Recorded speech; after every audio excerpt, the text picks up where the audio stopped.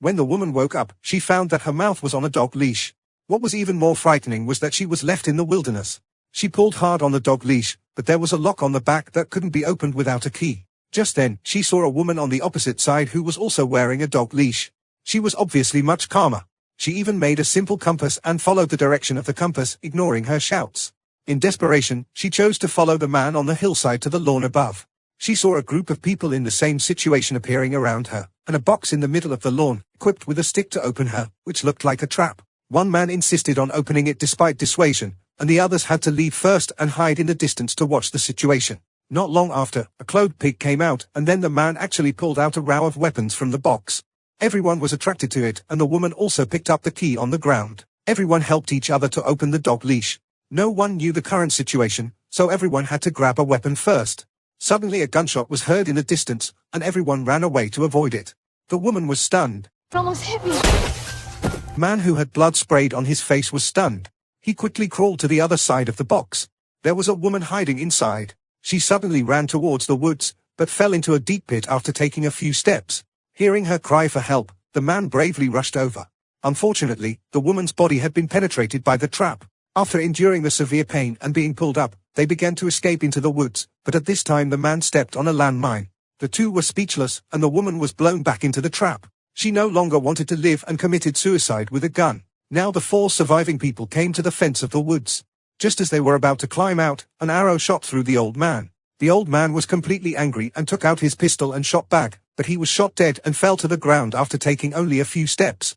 The remaining 3 people came to a gas station and rushed in aggressively with guns in hand. There was only a couple looking after the store, and they looked very innocent, so the 3 of them let down their guard. After asking for the location, the man in blue picked up the phone on the table and called the police. The police said they would send help immediately. They realized there was something wrong with the store because the woman couldn't breathe for a moment after eating the food in the store. But it was too late. The shop owner and his wife had already put on gas masks and threw gas bombs at them.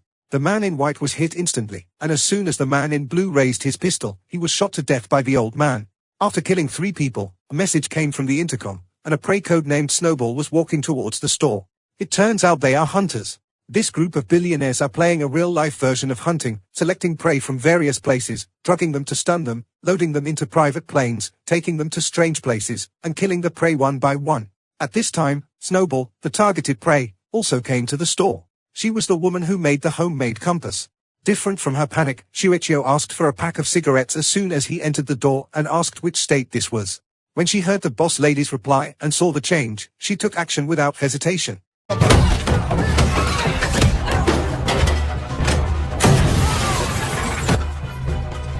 Cigarettes in Arkansas only cost $6. After killing the 2 people neatly, she saw the car at the door, but found that the car's license plate was fake and there was a lead tied to the door. She looked down and saw that the line was indeed connected to a bomb. Snowball smiled contemptuously, and then the couple's intercom rang. Since the others could not contact the couple, they sent a drone to check the situation. Snowball hid in the bushes and the drone was quickly shot down. Seeing the fat man crushing the drone, Snowball determined that this man was a friendly force. The 2 began to run away together. They walked along the train track and jumped on the train when the train turned. Unexpectedly, there were other people in the car, and they were speaking in a language they did not understand. The fat man was speechless when he saw it. By coincidence, he saw a group of illegal immigrants in the only compartment with the door open. Who would believe this? The fat man felt that these people must be preparing to hunt his actors, so he decided to shoot, but the train was suddenly stopped, and a group of soldiers wanted to conduct a surprise inspection. The 2 had no choice but to throw away their guns and get off the train, and all illegal immigrants were controlled. The fat man hurriedly told the officer what happened here, but the soldier didn't believe him at all. As soon as the officer left, the man in the hat, disguised as an illegal immigrant, suddenly spoke English and called the fat man's name. The fat man quickly called the officer, but when the officer turned around, the man in the hat began to act stupid again. Seeing that the officer didn't believe the fat man, the hat man stopped pretending and provocatively told the fat man who was his prey, "I can even let you go first, and then I will hunt you down." These words directly angered the fat man. He knocked down the hat man directly. He saw the grenade falling out of the backpack and stuffed it into the hat man's pants. Everyone ran away after seeing it. The hat man was in a panic, but he couldn't take it out. And then blown to pieces. In this way, Snowball was sent to the refugee area, while Fatty was taken away by the officers because of impulsive murder. When she arrived at the refugee area, she realized that this was a foreign country and not a cancer state at all. Fortunately, there was another hunted survivor here, and the two decided to wait for the U.S. Embassy personnel, and they were picked up not long after. The uncle is a very talkative person. He has been chatting with the driver. After telling them about their experiences of being hunted, the driver's question was surprising. Why were you chosen? Did you do something wrong? Sonbul silently grabbed the armrest of the seat. Then she turned around and kicked the driver. Then she immediately opened the door and pushed the driver out mercilessly. Then she controlled the car, pressed against the driver's head, and performed a series of operations. The uncle was confused. Snowball didn't explain anything. He just opened the trunk of the car and found the body of the fat man inside. The uncle understood that the driver was also a fake. No one here can be trusted. There are traps everywhere. Since there might be no hope of escaping anymore, the two decided to fight back. At night, this group of hunters gathered together to discuss today's hunting, and complained that there were not enough prey, because considering that everyone was a novice, the coach recommended that the hunting time should not exceed 1 day. They were sure of victory and thought the two had been taken care of by the driver. The man who had lowered his guard came out to use the toilet. He turned around and saw the uncle holding the pig. Before he could take action, he was killed by the snowball behind him. Then the two entered the hunter base and let the pig in first. The people inside thought it was an enemy and shot and killed the pig in panic. One of the hunters was very distressed because the pig was her pet pig. Just when everyone thought there was a misunderstanding, Snowball came in directly. No one was her opponent. She killed everyone without saying a word. An arrow sneaked up and Snowball didn't panic. He made a face, picked up the bow and killed the woman. Then facing the old man in the corner, Snowball picked up the rifle on the ground and prepared to shoot, but the old man removed the magazine. She checked the gun seriously and found that there were still bullets in it. Finally, she came to the position of the sniper rifle, not sparing anyone who was running away, and shot them accurately. After she was done, she was about to leave. Unexpectedly, the coach was not dead yet, so he rushed up to her. This was suicide. He could have pretended to be dead, and now he got beaten up. At this time, the uncle also came in, but a voice came from the intercom, asking the uncle to kill Snowball. There was a misunderstanding. The two faced each other with guns raised, and neither one believed the other. Because the uncle refused to put down his gun, Snowball killed him mercilessly. After the woman on the intercom knew that everyone was dead, she suddenly said she wanted to treat Snowball to dinner. It was a staged dinner when the beaten but alive coach began to speak.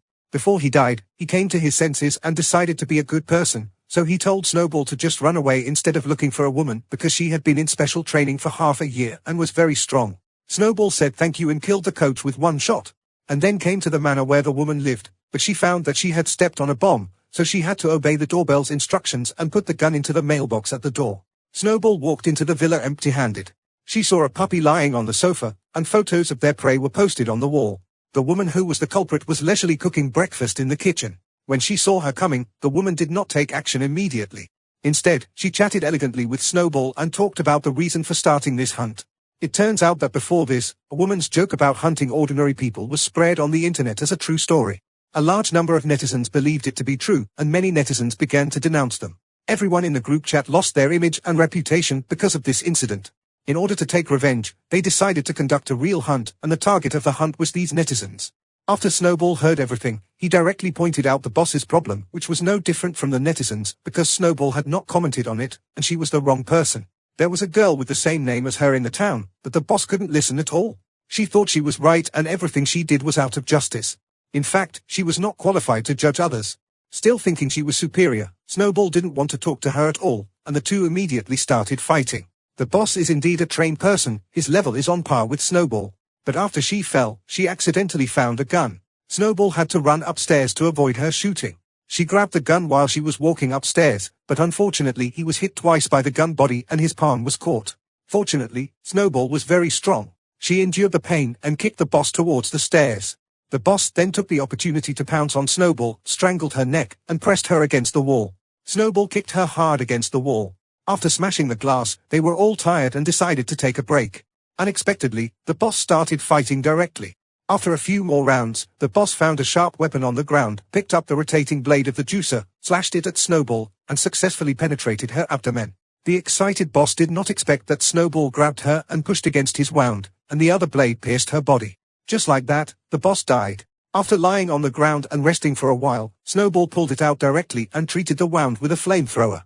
She then calmly ate breakfast on the table, put on a black dress, and held red wine, put on sunglasses, took the pet dog on the boss's private plane, and used force to coerce the captain to send her home. At the end of the hunt, Snowball, the prey, killed all the hunters, sipping red wine and eating caviar. How do you think she felt at this time? It's fucking great.